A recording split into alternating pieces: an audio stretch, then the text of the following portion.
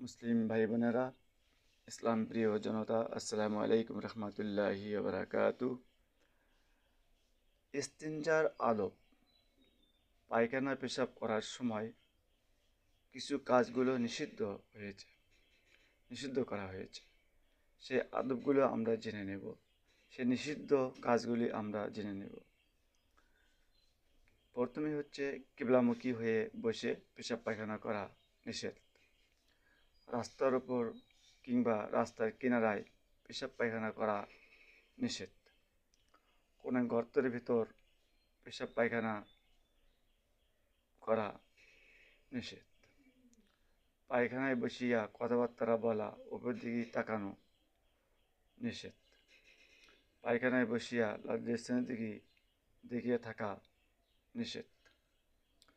এই কাজগুলি সুন্নতের বল ফেলাপ এবং শয়তানি কাজ। সুতরাং এই কাজগুলি থেকে আমরা অবশ্যই বিরত থাকব।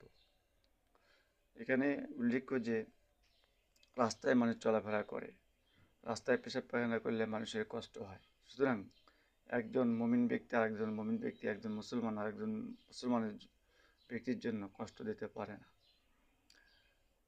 অনুরূপভাবে কিবলামুখী হয়ে বসা, কিবলার দিকে আমাদের প্রার্থনার কেবলা, সুতরাং কাবাকে সম্মান করতে হবে।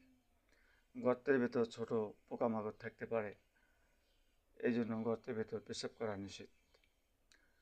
আবার পায়খানার কথাবার্তা বললে নিজের ক্ষয়ক্ষতি হয়, মুখে দুর্গন্ধ আসবে, দাঁতের সমস্যা হবে ইত্যাদি, যা শয়তানি কাজ।